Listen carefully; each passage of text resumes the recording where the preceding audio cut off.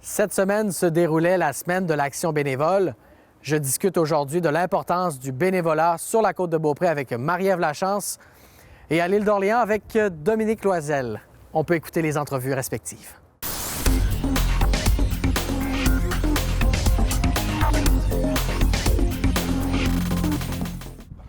Marie-Ève, parle-moi de la semaine de l'action bénévole. Est-ce qu'il y a un thème particulier cette année?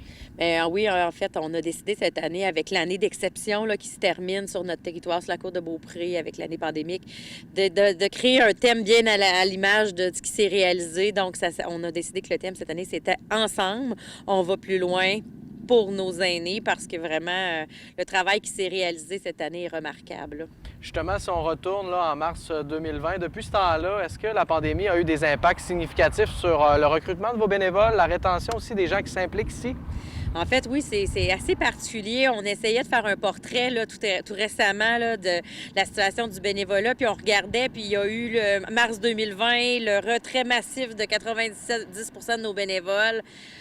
On lance bénévoles sur ma côte, 200 nouveaux bénévoles. De ce nombre, 110 ont pu poser des actions concrètes pendant quelques semaines. Le retour en classe des enseignants, des éducateurs, retour de nos bénévoles avec des mesures sanitaires rehaussées, deuxième vague. Donc, je dirais que le thème, pas le thème, mais cette année, c'est une année de changement, d'adaptation pour tout le monde. Puis, nos bénévoles ont été au rendez-vous. C'est incroyable, en fait. Parle-moi un petit peu de la contribution des bénévoles dans une communauté comme celle de la côte de Beaupré. Là. Comment tu pourrais me décrire leur rapport à la région? Bien, en fait, j'aimerais ça parler de l'impact du bénévolat de façon plus précise. En fait, pour nos aînés, cette année, les bénévoles ont fait une différence incroyable. Ça l'a permis de mettre en place un immense filet de sécurité pour nos personnes aînées, parce que tous les jours, on livrait de la nourriture partout grâce à des bénévoles, parce que j'avais une immense équipe de bénévoles qui acceptaient de donner un coup de fil à des aînés à tous les jours ou à toutes les semaines. Le transport accompagnement s'est maintenu. On a pu entretenir des relations avec des gens qui étaient anxieux, préoccupés. Pour certains aînés, les services qu'on leur rendait étaient leur seul contact dans la semaine, le mois. Donc, je pense qu'on a permis de... C'est ça, la meilleure façon de décrire ce qu'on a réussi à réaliser avec toute l'équipe de bénévoles, c'est d'établir un filet de sécurité pour nos aînés. Puis je trouve ça important aussi de mentionner que ce qu'on a observé, moi et l'équipe, c'est l'impact que ça a eu aussi sur les bénévoles, parce que on s'est souvent fait dire dans la dernière année qu'on était la seule activité pour nos bénévoles, qu'il y avait un peu, on remplaçait un peu la famille. Alors juste pour illustrer l'ambiance qu'il y a eu ici cette année, là, malgré la pandémie, c'était dans le plaisir, c'était dans la joie de vivre, il s'est créé des amitiés incroyables, puis tu sais, c'est important de souligner ce côté positif-là du bénévolat, en plus d'être très gratifiant, puis bien évidemment, je pense que tous nos bénévoles savent qu'ils ont fait une différence remarquable, là. Puis as-tu justement des chiffres là, qui appuient la contribution exceptionnelle des bénévoles dans la dernière année, dans les 12 derniers mois? Ben oui, en fait, dans la dernière année, là, on n'a pas fini de tout mesurer parce que c'est énorme, là.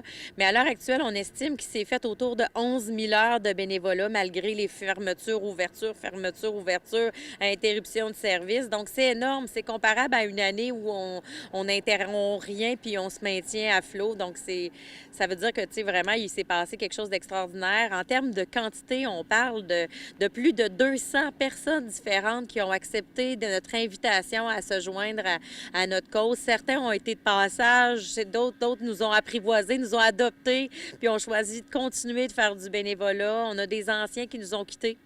Il faut accepter ça aussi. La pandémie a amené des personnes à faire des choix, puis nous, on comprend ça parfaitement. Fait que, tu sais, on a vu des départs, on a vu des arrivées, on a vu que des belles choses, puis on est très contents. Tu l'as effleuré aussi, il y a les bienfaits de s'impliquer bénévolement dans sa région. Là. Peux-tu un petit peu élaborer là-dessus aujourd'hui avec nous? Bien, tu sais, en fait, les bénéfices, c'est vraiment... C'est des bénéfices qui touchent plusieurs aspects. Il y a les bénéfices pour la personne, je les ai nommés. Hein? Qu'est-ce que nos bénévoles nous soulèvent comme apport?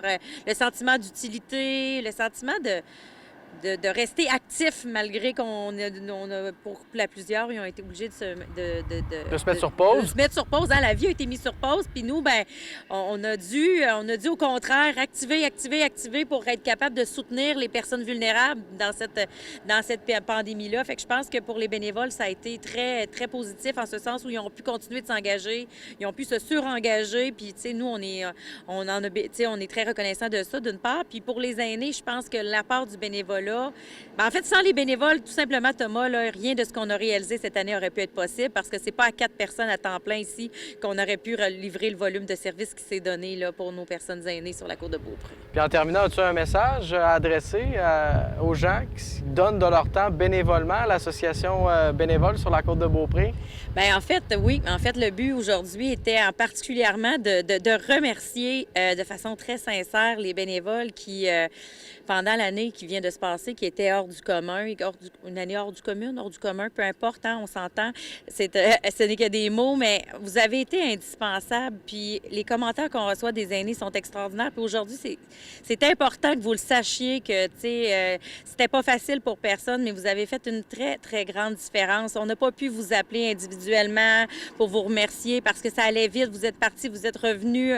Il fallait que ça bouge. Et puis moi, aujourd'hui, puis mon équipe, puis mon conseil d'administration, on tenait, là, plus que tout, là, à vous remercier pour votre engagement là, incroyable des 12 derniers mois. Puis sachez là, que si on ne l'a pas fait individuellement, bien aujourd'hui, on le fait collectivement. Puis on vous dit un grand merci. Bien, moi aussi, je te dis merci, Marie-Ève, pour l'entrevue. Puis bonne semaine de l'Action bénévole. Hey, merci, Thomas. On s'en va rejoindre Dominique Loisel à l'île d'Orléans. On va parler de la semaine de l'Action bénévole aujourd'hui. Dominique, comment vas-tu? Ben, ça va bien, ça va bien. Le printemps est là, donc il n'y a pas de quoi, aller mal, ça c'est sûr et certain. Cette année, dans le contexte particulier, comment allez-vous souligner ça, la semaine de l'Action bénévole à la BIO? Bien, c'est sûr que cette année, le contexte étant, on ne pourra pas célébrer comme on a l'habitude de célébrer en personne. Donc, c'est sûr que cette année, la célébration de la semaine de l'Action bénévole va se faire via les médias.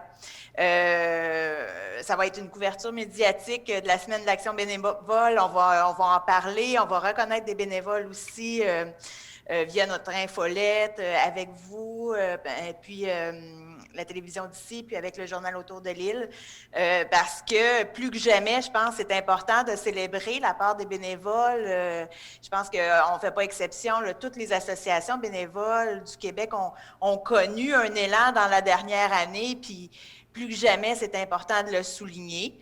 Donc c'est ça. On travaille avec les médias pour le souligner cette année.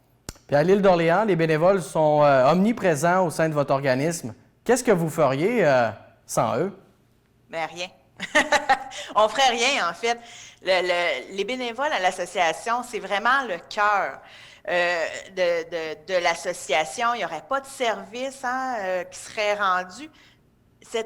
La dernière année, on a pour une population permanente là, d'environ 7000 habitants, les bénévoles de l'association ont offert 4300 services. Donc, c'est dire l'ampleur là, que prend, dans le fond, les services offerts par les bénévoles sur un territoire comme le nôtre. Puis, c'est sûr que tous les services qui sont offerts, ces 4000 presque 500 services-là, c'est pas moi qui est fait, là, c'est vraiment des gens qui donnent du temps bénévolement. Donc, c'est ça.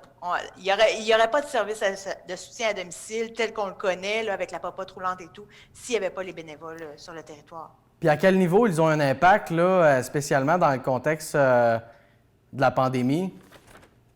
Bien, ça a un impact, en fait, juste pour te mettre en situation. Dans l'année 2019-2020, l'association a offert 2300 services à peu près.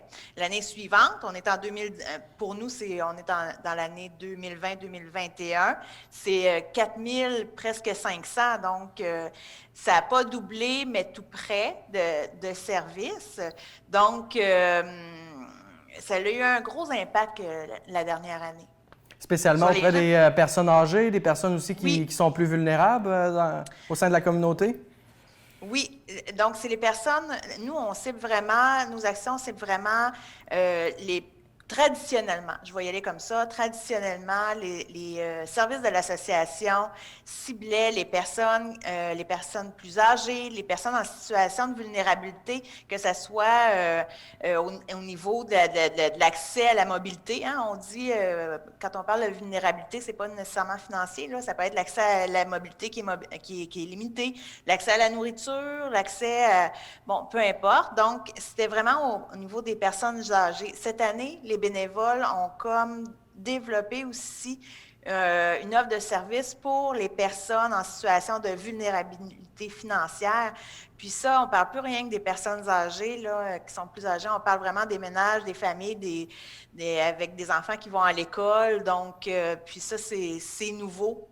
Puis ça vient avec le contexte de pandémie là, de la dernière année aussi. Là. Dans la nouveauté également, l'accès au vaccin, c'est un enjeu sur lequel vous avez travaillé dans les dernières semaines? Oui, bien, en fait, l'accès au vaccin, l'idée, c'est de soutenir l'initiative qui est en œuvre par le gouvernement du Québec. Donc, on est là, les bénévoles sont là, en fait, pour accompagner les gens qui ont besoin d'aller se faire vacciner puis qui n'ont pas d'accès au transport. Puis même les bénévoles, je dirais qu'au-delà de ça, mais tu sais, quelqu'un qui aurait de la difficulté à prendre son rendez-vous sur la plateforme Clinique Santé ou par téléphone, les bénévoles peuvent accompagner les gens aussi, là, les résidents de l'île, pour faire cette opération-là. Donc, on comprend que les bénévoles font une différence dans la région de l'île d'Orléans aussi pour soutenir les initiatives locales, mais inversement, qu'est-ce que ça apporte aux gens de faire du bénévolat dans leur communauté? Bien, on dit souvent que la principale motivation associée au bénévolat, c'est le désir de contribuer à sa communauté puis à sa collectivité. Hein, ça, dans le milieu communautaire, là, c'est quelque chose d'assez connu. Puis je pense que ben, la dernière année l'a démontré parce que tout d'un coup, on était une communauté, une collectivité qui était super active sur le milieu du travail. Puis tout d'un coup, tout a arrêté et d'emblée, les résidents de l'île qui étaient sur le marché du travail ont appelé à l'association bénévole pour dire comment je peux contribuer. En fait, la satisfaction de se dire ce que je fais est important pour quelqu'un. Cette motivation-là, là, elle a transparu là, vraiment intensément dans la dernière année.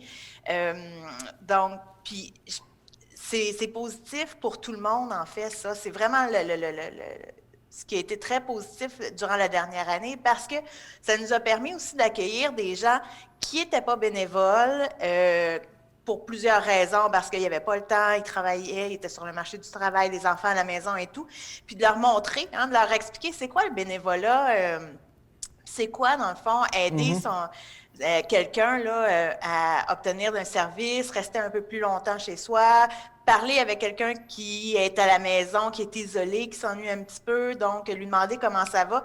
Tu sais, tout ça, là, ça a été un processus un peu éducatif aussi. Parce que ce qui a marqué vraiment la dernière année, c'est la solidarité régionale à l'île d'Orléans. Puis les bénévoles, est-ce qu'ils agissent un petit peu comme une courroie de transmission là, pour mettre tout ce beau monde-là en commun, là, en communication? Oui, absolument. C'est un lien. C'est un lien dans la collectivité. Le bénévolat est un lien dans la collectivité. Puis, tu sais, tellement que quand un jour, quand ça sera permis, dans le fond, les bénévoles ont mentionné que leur plus grand intérêt serait de se réunir, mais avec les clients qui ont aidé. Mm-hmm. Donc, tu sais, ça a vraiment permis une mixité, là, clients, bénévoles, membres de la permanence même, à la limite.